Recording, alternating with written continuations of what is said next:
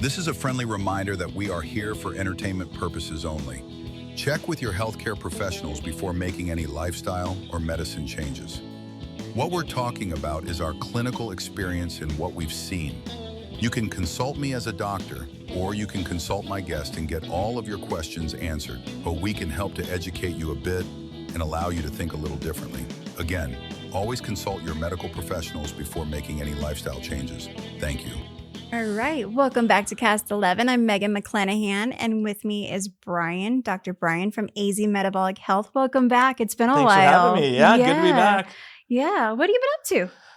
Just working, taking care of sick people, trying to make them healthy and keep them away from me. I love that. The doctor that calls you back, goes on hikes with you. You don't have to wait. You don't have to go through some long answering service. He calls you right back. You can text him. He will call you, text you back. Yeah, and my wife's my office manager, so if I don't call you back, she'll be bugging me every minute till I call you.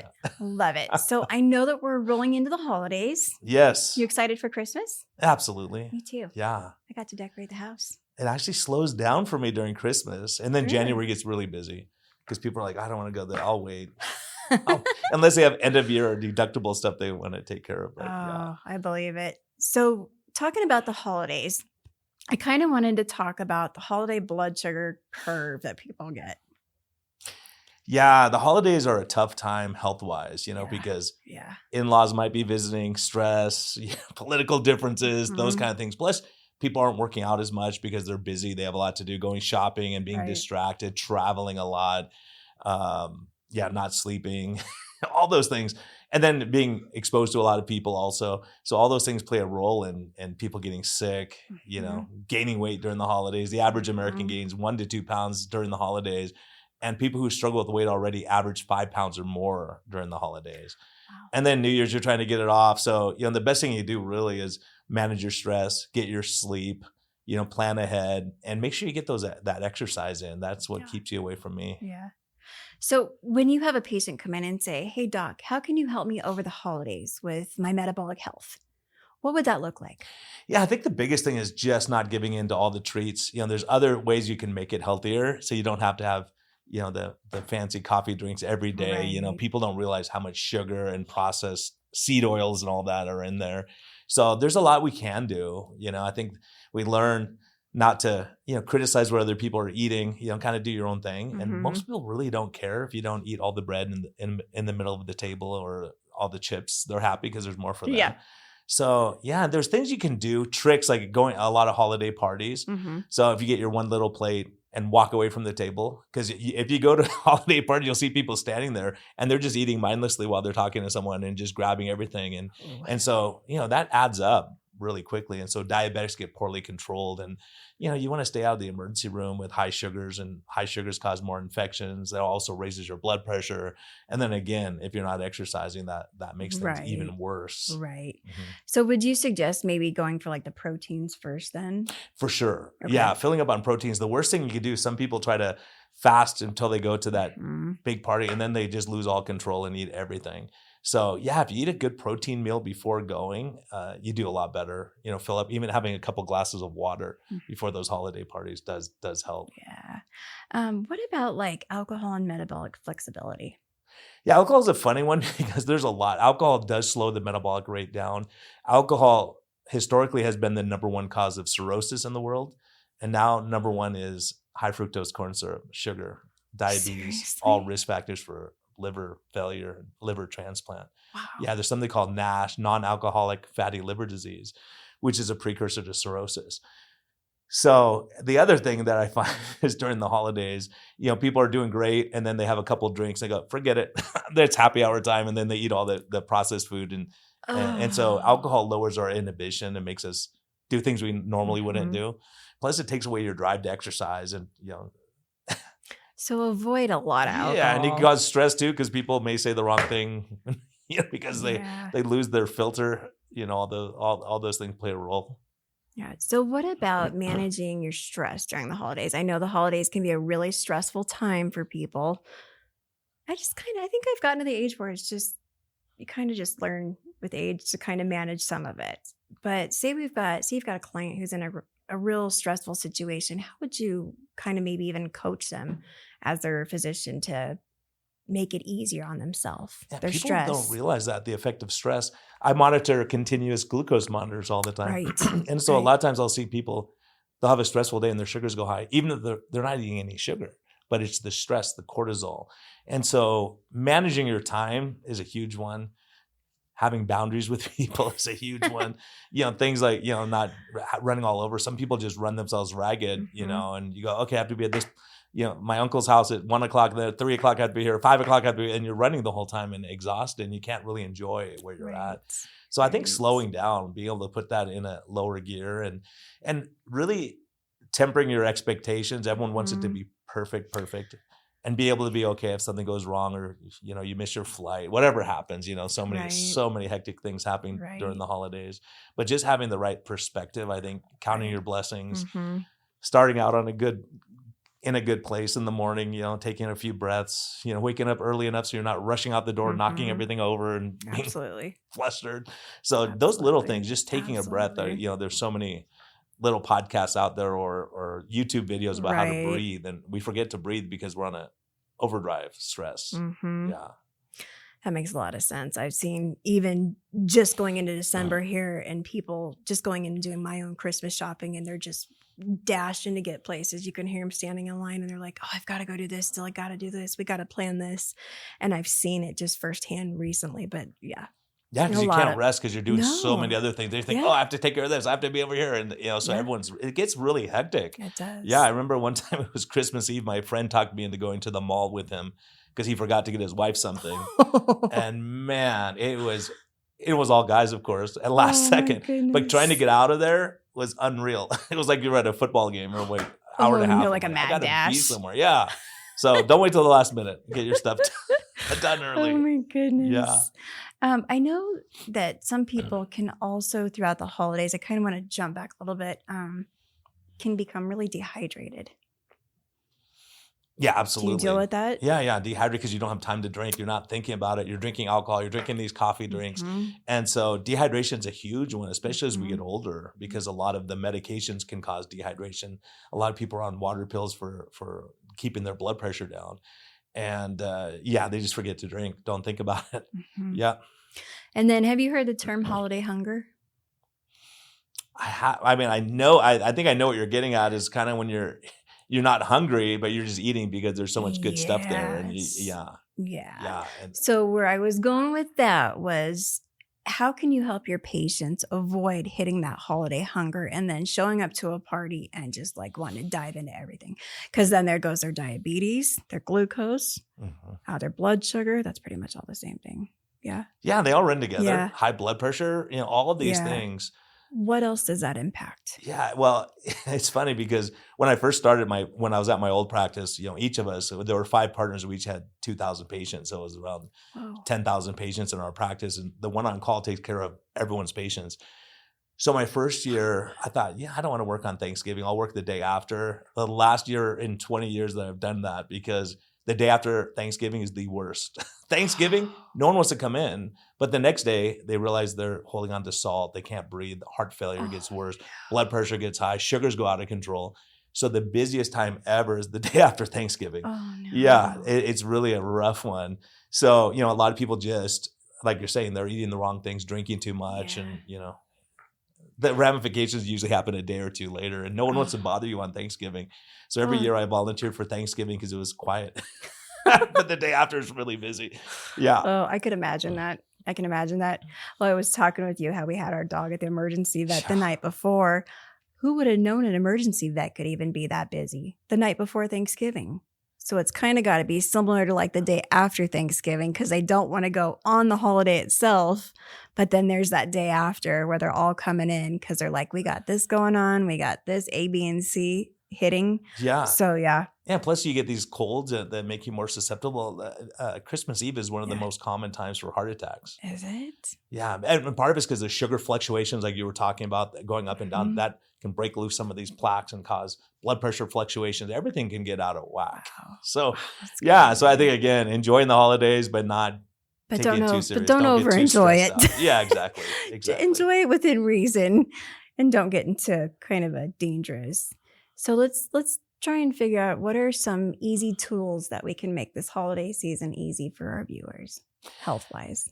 Yeah, I think the biggest thing is really staying focused on that. Just because you're going to eat a big Thanksgiving dinner or a Christmas, get up in the morning, go for a nice hike, go for a walk, go out and enjoy your family and spend time together. And, and also moderation, at Thanksgiving, having just a little, you don't have to have a huge piece of every single pie that's there. So, those are things, share with people, have a bite and say, that's great. And not eat the whole thing. And it's hard because a lot of emotions are tied up too. A lot of people are stressed. They're sad because they lost a family member this year. We've been through a lot of stressful times over the last several years.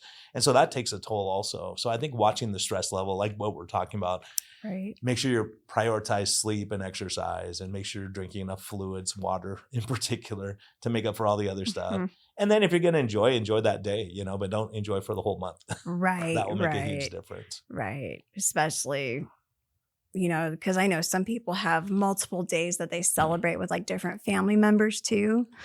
So, it's like pick one of those days to maybe enjoy it a little extra, but then go in moderation on the others. Yeah. And that, so many of us have blended families now where we have, parents have been married 3 or 4 times and you have all these dynamics, and that can be a big stressor.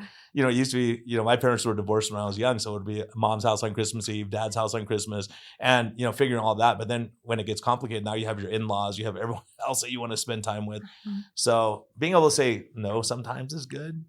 It's a healthy boundary. Yeah. And sometimes, like with my extended family, we usually celebrate in January, and then you have something to look forward to. Yeah. And that's when we're all free and you're not running around the crazy holidays. Right? So it makes it really nice. And it's a, time to catch up and spend time. So, there's different things you can do that make it doesn't have to be right on Thanksgiving or right on Christmas sometimes that you see everyone. Yeah.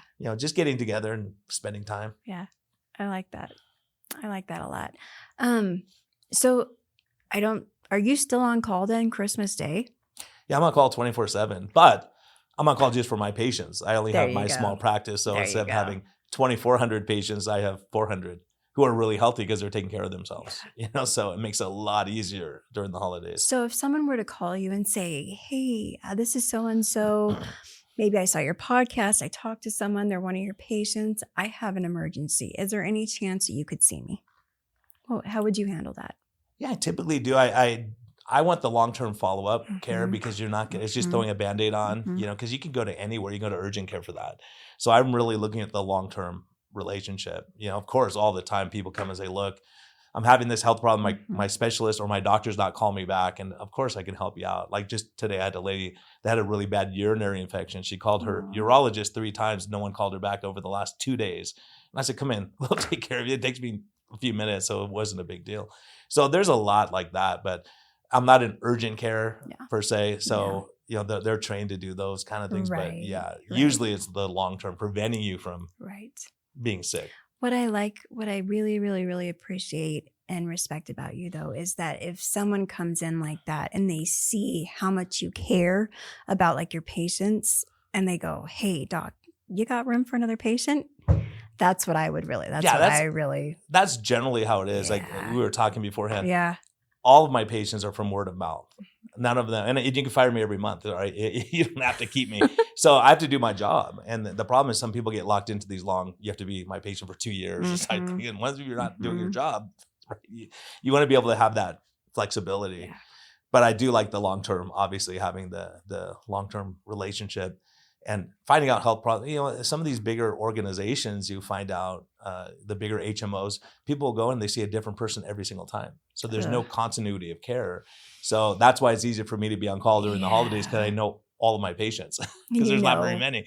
So it makes a huge difference. Before, when I had 2,400 patients, it was a lot more challenging, plus covering for everyone else's patients that night. I couldn't even imagine. Yeah, so I don't mind taking my own call because of that. That's crazy. Yeah, I couldn't even imagine that at all. So are you still currently taking patients on, new patients? Good. And how I'm still new here. So yes, trying to build a practice and word of mouth and getting the word out. Good. I know you're filling up pretty quick though.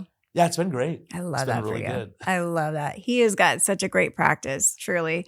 If you are looking for a new physician that truly cares about your metabolic health, the doctor that goes on hikes with you, that will answer your phone call, your text, you've got to go to Brian, and you need to go to their website. Tell me your website again. Arizona Metabolic Health.com. Perfect. I love that. I love And that. we're in the Crossings. Mm-hmm. We're in the Crossings because I took my dad over to an appointment the other day, and I was looking while I was over there, and I'm like, where is it in here? Yeah, if you go into the Crossings, go all the way to the back. Yeah, I didn't make go a left. far Yeah, we're enough. over on the left side. Yeah, we're in our own little building over there, and it's Gotcha. it's easy parking. Oh, Tons good. of parking. That's nice too. Good because some of those don't have a lot We're of parking. outside of that real hectic area. Yeah. Good. I like that. Do you have plans for Christmas? I'm going to be what's here. The doctor doing? Yeah, we're going to be here. We go back and forth to Santee, California, which is in San Diego, and see our kids and spend time there. So we're this year is kind of hectic because my medical assistant in California is getting married in the middle of next week. So we're making an extra trip out there. But usually I'm here 3 weeks out of the month and there 1 week. Aww. And we're trying to stretch it out to be here for 6 weeks and there for 1 week. So that's cute. It's a process. That's cute. Oh, a Christmas wedding. Oh, that'd be so fun. Winter wedding. I like cold. I love the cold weather. Yeah, it's nice. It's great. It's great. Yeah, and it's early enough because it was not right before the holidays, so we'll give her a break for that. At least it's a little before Christmas. Yeah. What else new is going on at your practice? Gosh, we're doing so much. We're just having fun. I'm doing a lot of the primary care stuff, a lot with diabetes management. That's really my, because we have such a pandemic of diabetes, so that's what I love to manage. So high blood pressure, all those things come with it. Diabetes comes with a constellation of things like high blood pressure and swelling in your feet and depression, anxiety. I manage all of those things. Wow. And we find through lifestyle, we can get people off of medications, and that's even more fun. The first time you told me that, I was like, huh? It almost puzzled me. Truly, I was like, so if they do this and this and this, they can get you off the meds. I was actually talking with my dad about it because he's a diabetic.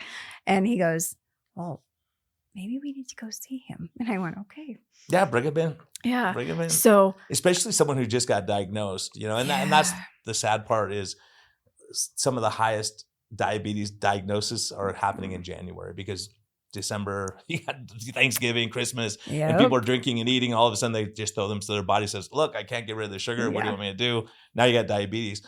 But that's extremely reversible, especially early on. If we wait 40 years, it's a lot harder to reverse. But tons of people, we get them off their meds or prevent them from going on it just through lifestyle. So say that someone comes in, you have a new patient comes in and says, hey, doc, I heard that you're like this magical doctor that can reverse diabetes. You can help me reverse this. This is just kind of a hypothetical scenario. Yeah, exactly. How would you help them? How would that work? What would that look like? Yeah, it's a team. It has to be a team. So you have to say, you can't go into the best football coach and say, I want to be Tom Brady. Right. You're going to have to do your work. Are you going to work out? Not everyone's going to be a doctor or a nurse or whatever. You got to go through the training. And so, it's a team. And I can kind of tell if someone says, just give me an injection, I'm not going to be the right doctor because that's the problem. We've gotten into this, like, give me a pill, fix it. But it's like, and you'll hear ads all the time. You lose weight, you don't have to exercise, you don't have to change what you're eating, and you just shoot this drug. And you'll think, well, that's not I don't think that's going to work long term. No. And we're seeing a lot of problems with that. So you have to, look at stress, sleep. The big ones are stress, sleep, cutting out processed foods as much as possible, getting your exercise, and then watching alcohol and quitting smoking. These are 5 things that we can do. Right. And so it makes a huge impact on patients' health. So it's been a lot of fun diving in and really once you educate people, no one wants to be sick. No one wants to be miserable. And so for years I was doing the standard of care. Everyone was on medications, insulin, and then you see diabetes, number 1 cause of blindness, number 1 cause of amputation, number 1 cause of kidney failure. It's terrifying. And so you don't want to go on that road, So if we can reverse it, like that's amazing. Oh, absolutely. How much does that help the healthcare system? And, like when people don't get calls back from their doctors, they say there's a shortage of doctors, but we have an oversupply of sick people. So until the doctors can help their patients to be healthier, they're just going to be seeing them all the time. Yeah. And that's a problem with the system. And they get paid every time you come in. So for me, if you come in once or 10 times a month, I get paid the same.